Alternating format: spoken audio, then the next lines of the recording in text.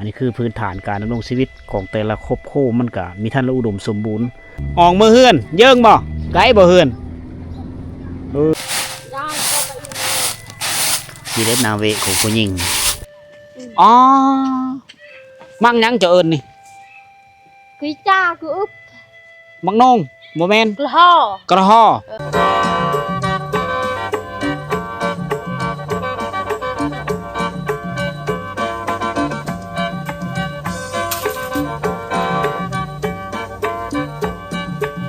สบายดีท่านผู้ชมสบายดี FC ทุกท่านที่กำลังติดตามรับชมเด้อ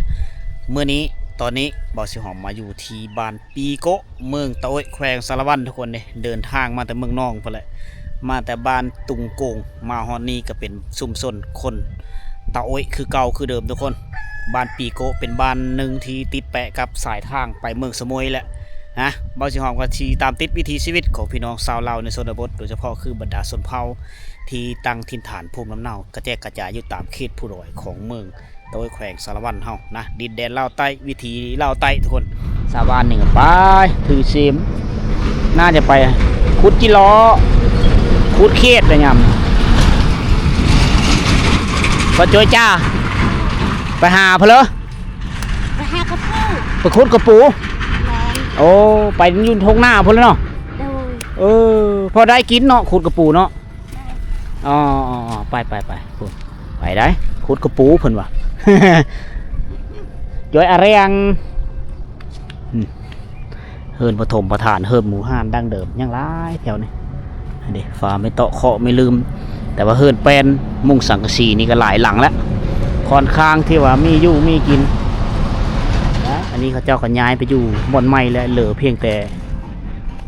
ฟืนอยู่กองตารางมีแต่ฟืนได้เอาผู้เฮือนหลังนั้นก็น่าจะเป็นเฮือนเขาเจ้ามีอยู่และกังเว้นในงะขันไดไหวโอ้เป็นเห่าเนาะแม่จี้บ่เห่านี่เจเอาจังสีได้ พี่น้องผู้หญิงน่าจะเป็นหลายคนเป็นเห่าก็หาให้กันวิธีการล้างผมสระผมเขาเจ้าก็เอาน้ำเข้ามาแถวนี้น้ำโมไปล้างสระผมแบบพื้นบ้านถ้ามีมะกี้ฮูดเขาเจ้าก็เอามะกี้ฮูดไปแสะกันกับน้ำโมแล้วกับไปคั้นสระผมเป็นแชมพูของบูฮานแหละเราสังเกตเห็นผู้หญิงเขาเจ้าก็เสื้อเครื่องประดับจะเป็นซอยเงินบอปลักแขนเงินปลักแขนทองประมาณนี้ได้ใช่บ้านใจหาเห่าเนาะจ่วยจีแม่จีเป็นคุมบ่มนี่คุมบ่มในยุคสงครามนะนี่คุมใหญ่เติบได้คุมตัวนี้มีหูว่า200 ปอนด์มือบักมูตอนโมเห็ดตัวนี้เด็กล้อยังมีอยู่ล้อบูฮานเหินเถอะมีคนอยู่แล้วแม่เทาเป็นอยู่ตะเขาได้ตะเขาหายเข้าหน้าดงเตียงชะรอเนาะตะเขาให้ลูกให้หลานโดยใช่อ๋อเขาให้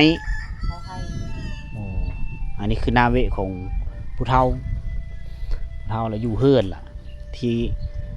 ตะเพื่อมันแห้งนี่เอาไปตำนั่นนี้บ่ชีบ่ชาติชีเนาะโอ้แห้งเราไปชีเลยบ่ได้ตำแล้วตะเบิ้ลก็กรอกนะอ๋อท่านสมัยเนาะท่านมีเงินก็ไปจ้างมูชีนี่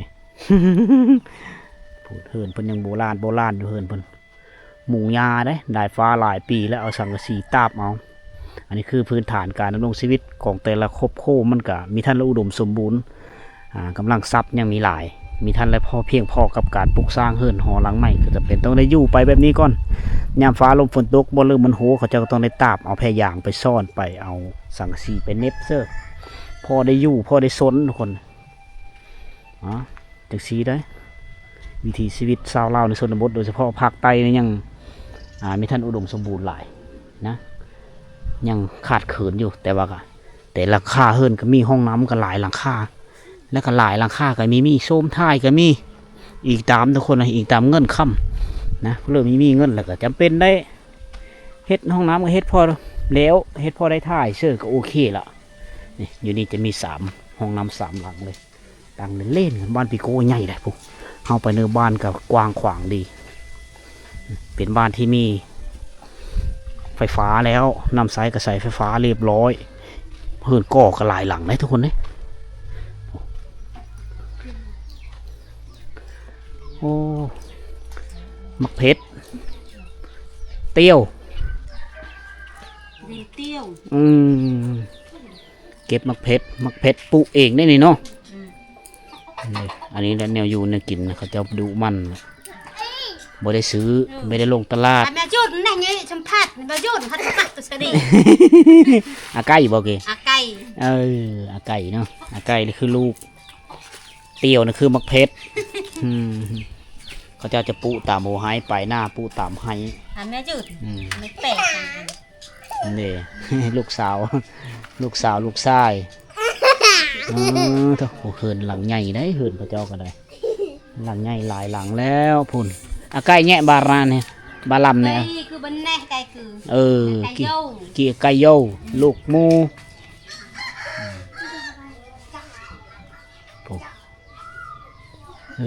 เนาะครั้งแรกที่คอยห้ามาเนอร์บ้านปีโกทุกคนช่วง2-3 เดือนก่อนนะคอยก็ไม่ได้ห้ามาฮอดพีพอเพียงแต่ฮอดเราเข้าของเขาเจ้าเด็กโอ้ยังต่ำเข้าอยู่เนาะ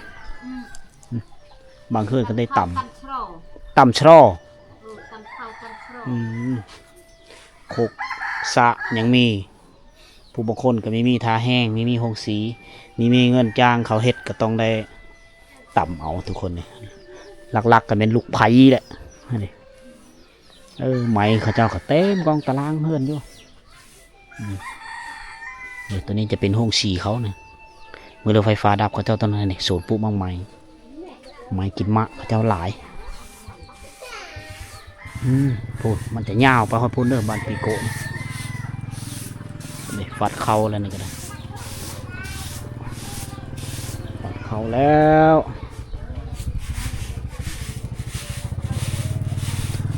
เลยบ่ช่อมาแล้วรอแต่บ่กรอขึง กระใสเข้ากระใสทั้งหนังเลยเอาเข้ารีบเพราะว่าเพิ่นสิเอาไปฉี่ได้เพื่อจะได้เข้ามากินในผ่านขั้นตอนหลายขั้นตอนนะผ่านความลำบากหลายต้องได้ขึ้นไปทางอยู่ผู้แล้วก็กุ้ยลงมาแต่ไหแต่พี่ได้กี่กุ้ยเนาะเจาะตรงรถเลยกุ้ยเนาะกุ้ยคืออ่องกุ้ยเลยมันอ่องละไปสีบ่นี่สีเนาะบ่ได้ต่ำแล้ว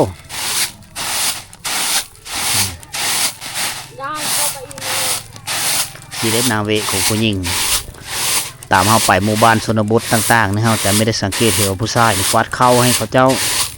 มีผู้ชายแบะฟื้นสลายกับแม่ยิ่งเขานี่แหละที่ได้ให้งานหลายก็ผู้ชายก็เป็นวัฒนธรรมของเขาเจ้าเองทุกคนนะเขาซื้อถือแบบนี้มาแต่สมัยปู่ย่าตายายแล้วล่ะ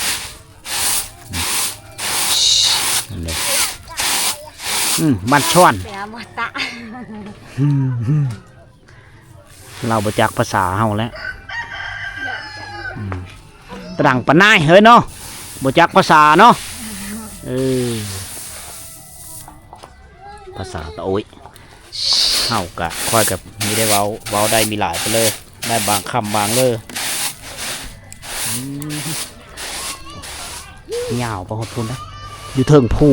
เบื้องนี้ก็จะเป็นอีผู้หน่วยหนึ่งที่ชาวบ้านนี่ทำการผลิตไปทางไหอยู่พุ่นแหละอยู่เทิงพุ่นได้ทุกคนเลยบางใหญ่จะดีตามแล้วหมู่บ้านนี่มากันอยู่เฮิร์นหลายนะเพราะว่าช่วงนี้เป็นช่วงที่เขาเจ้าพักผ่อนจากการเฮ็ดไหล่ะ ผ่อนจากการเฮ็ดไห้แล้วก็พากันฟัดเข้าตะน้ำเอาลูกเอาหลานอยู่เฮือนเฮือนแปลนหลายหลังได้เขาเจ้าก็ได้มีอยู่มีกินค่อนข้างอุดมสมบูรณ์และครอบครัวพออยู่พอกินความดุมันหน้าบ้านแปลนตลอดเวลาเลยอันนี้แหละเผาตัวนี้ค่อนข้างดุมันหลายครอบครัวนะ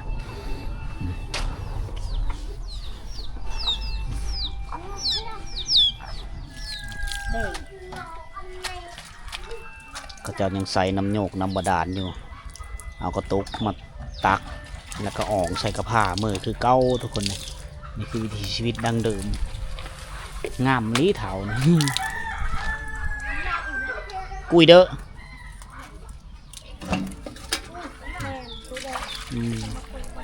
กุยนี่แม่นอ่อง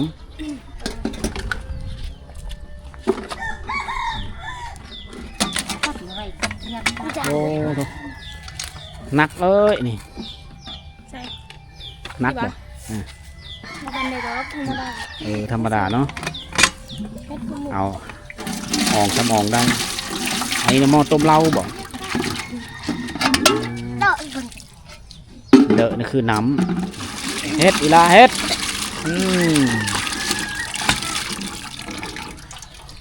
กุยจูดงใช้เหือนอยู่ใช้อ๋อบดบ้านมาตักอยู่นี่บ่นี่บ่อเดียวนี่นำนี่บ่อเดียวนี่บ่อนำมันบ่แซ่บอันนี้เอามาดื่มเลยอ๋อต้มบ่หรือดื่มเลยบ่ได้ต้มบ่อ๋อผู้บางคนก็ต้มผู้บางคนก็ดื่มเลยดูกระต้มก้อนอ๋อดีแท้ก็อยากให้ต้มก่อนถึงดื่มนะน้ำนี่มันจะมีรสชาติแซ่บพระเจ้าจะเอามือดื่มเลยบางบ่อนก็มันจางไอ้มันจะใส่บ่มาแต่สวรรค์เขตได้ใกล้เติมแมนโอ้อาบน้ำเลยอาบน้ำให้น้องเฮ็ดเปยเด้อโอ้เต็มนาลีกนาลายคักอะไรแอมบ่แอมเนาะแอมบ่น้องนะแอมนั่นคือน้องเขาจะออกเสลังในการออกมันจะสะดวกสบายกว่าเฮาหิวสะดวกสบายกว่าเฮาหาบนะเพราะว่าเขาเจ้าเคยใช้อุปกรณ์แบบนี้แล้วตาเขาตานำเนี่ยแซวหลายคนเขาเจ้าได้ตาเอาได้เขาเนี่ยมือเลยฝนตกก็จะได้ดังไฟยางเอานะก็ลำบากอยู่เพื่อที่ได้กินข้าว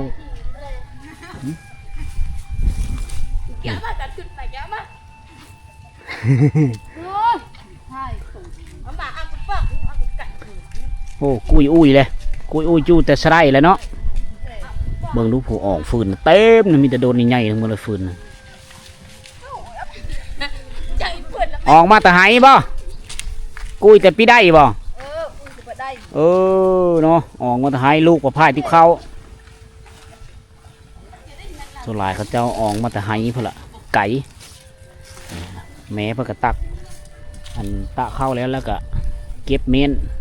สีได้บาทนี่แหละนาเวไม่ยิงนะผู้ชายนี่ก็มีหูว่าเขาเจ้าไปทั้งเริ่มจะน่าจะหันหน้าเขาสู้ป่าดงไปหาซอกจูหากินหาเครื่องป่าของดงมาขาย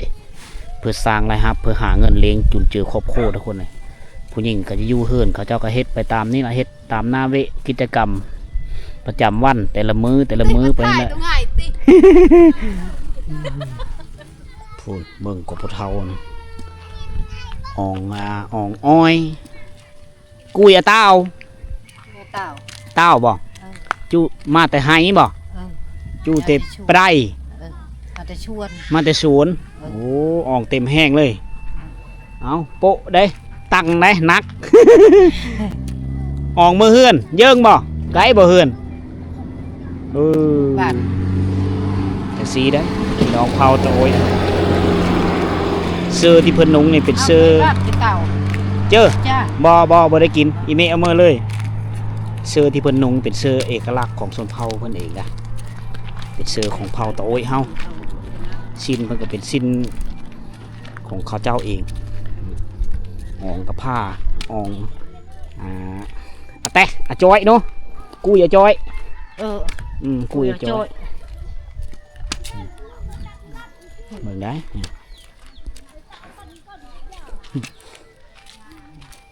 กระพาเพื่อนนิกามี2ลักษณะมีตัวใหญ่แล้วก็ตัวน้อยได้เอาน้ำไปพร้อมไปให้ไปโซนแต่เสาหอดตะเวนบ่ายตะเวนบ่ายเพื่อนกะรับลาวเต้าขึ้นอ่องอ้อยมาเอามือสู้ลูกสู้หลานกินอยู่เพื่อนนะมีมาโบกผมได้ติบเข้าถือเข้าไปกินจ้าโดยเมื่อกี้บ่จ้าต้องชวนเลยบ่จ้าโดยกินอยู่เพื่อนอ๋อซักก่อนเท้าไปอีเมะนี่อายุจักปีแล้วนี่บ่จักก็บ่จื้อเลยเนาะบ่จื้ออ๋อบ่จื้อปีเกิดไปเกตผู้เฒ่าซำนี้เขาเจ้ามีชื่อวันเดือนปีเกิดล่ะมีชื่ออายุตัวเองเอาวิถีชีวิตของคนในชนบททุกคนเลยอยู่ตามภูตามผาบ้านภูดอยเขาเจ้าจะจากซีและมีความจำเป็นเท่าก็ต้องได้ไปเอ็ดมีไปเพิ่นอยู่ละเพิ่นกับอิดเหมือนไปตามกันอยู่เพื่อต้องได้ไปแต่ละคนต้องได้ไปมันคือวิถีชีวิตของเขาเจ้าละต้นไม้กินมะหลายขนาดเลยนี่กุกมะม่วงเขาเจ้าเริ่มเป็นโฟสแล้วนะเพราะว่าปัจจุบันนี้ก็เป็นเดือน2เล่าแล้วนะเดือน2เดือน3เล่าแล้วตักมักสลีบ้านจะเอิ้นพยังนี่อาอึมบ่อาอึมเนาะอาอึมเนาะมักสลีเพื่อจะเก็บไปปุหรือเพื่อจะนึ่งกินนะบางคนอดให้เอาไว้กินบ่เนี่ยเกลือไก่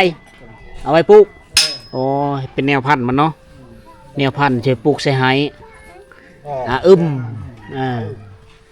บ้านเขาเอิ้นมักสลีบ้านเขาจะเอิ้นข้าวโพดเป็นภาษาไทยพี่น้องเมืองไทยพูดแต่ว่าคนลาวเข้านี่มักสลี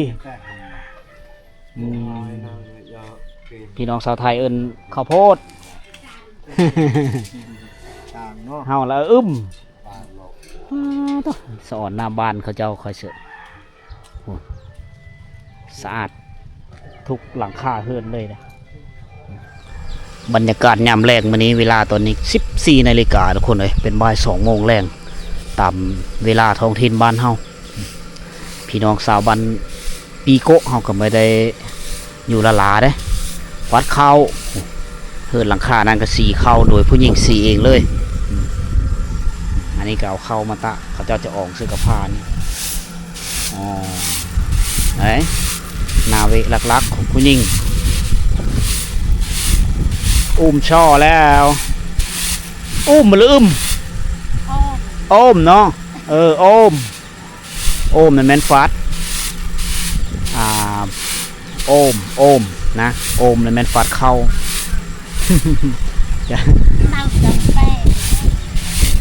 สีได้ผู้ชายนี่เขาเจ้ากามีเวลักๆของเขาเจ้าเองแหละเพราะว่าวัฒนธรรมของแต่ละหมู่บ้านเนี่ยมันก็มีคือกันบางคนเราก็ซอยเวไม่ยิ่งดีได้ผู้บางคนก็ได้บางบ้านเอาสีเอาบ่สีแบบนั้นเนาะ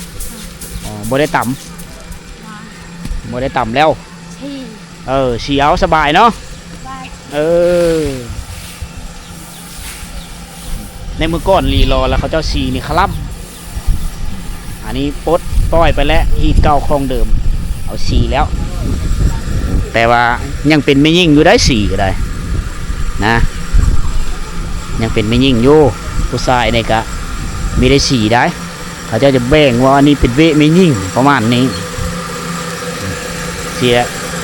เป็นลูกไผ่นี่ต้องได้เฮ็ดเวหอบด้านงามเนาะเขาให้บ่ข่าวงามมาเลยจะเป็นไม่ยิ่งเป็นผู้สีอันนี้ดิบ่ก็ข่าวสวยอยู่ เออมีเข้าไฮได้เนี่ย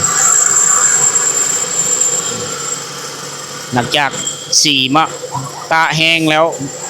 พระเจ้าก็นำมาสีในเมื่อก่อนจะตำด้วยมือล่ะเอาถือว่าสะดวกสบายแล้วทุกคนนะผู้ชายเขาก็แปลงรถแปลงย่านพาหนะเป้เสียหายเฮ็ดเฮินเฮ็ดตูบเฮ็ดเถียงหายเถียงหน้าเฮ็ดโหน่าจะเป็นเวของผู้ชายประมาณนี้เฮินหลังนั้นก็สี่เฮินหลังนี้ก็สี่นะ เสียงสีเข้าอยู่แซวอยู่ตะมอโปะพี่ได้อยู่บ่อ๋อตัวกระลอมาหาหอยบ่มีห้อยอยู่นี่เนาะอยู่ตอนหน้าปัจจะมีห้อยบางคนก็ไปอาบน้ำไปอิดกระลอไปเอาหอย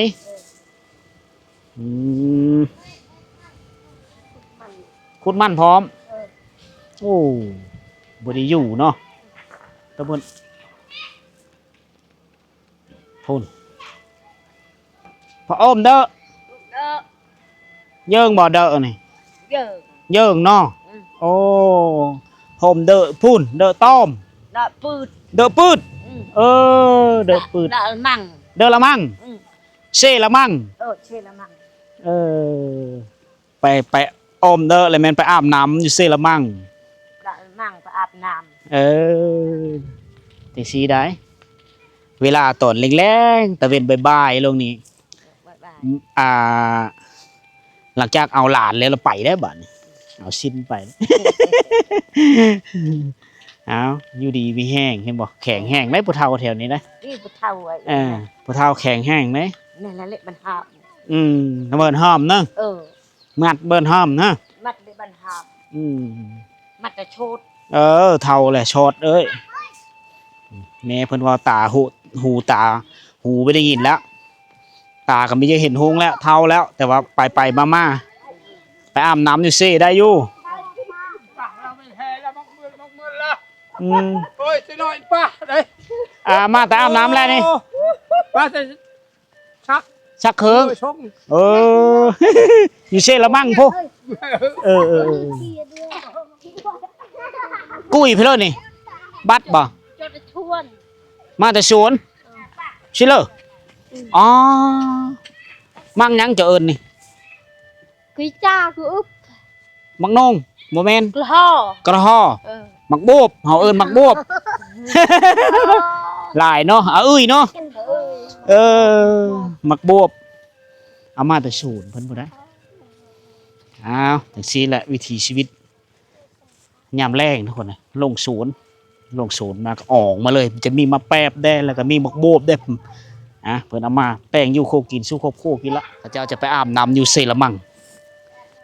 เป็นแม่น้ำนึงที่ใหญ่ได้ที่ไหลผ่านบ้านตุงแตงเก่าบ้านหางพุ่นแหละทุกคนไหลผ่านบ้านหางมาฮอดบ้านนี้ฮอดบ้านปีโกะวิถีชีวิตพี่น้องเผ่าตะโอยสิ่งที่ค่อยมีความยุ่งยากโดยเฉพาะก็คือมันซุเฮาเว้าภาษาเพิ่นยังมีเป็นนะชื่อภาษาเพิ่นยังมีได้เบิดก็เลยถามกันสัมภาษณ์กันแบบคาดเดา บ่สิหอมกับมีทะเลจบภาษาตะโอยไปเลยนะส่วนหลายจะเป็นภาษาตรีนี่ค่อนข้างล่มกันง่ายนะก็อยู่เฮือนหลังน้อยๆแล้วกับสีภรรยาเพิ่นได้ออกมาโบกมา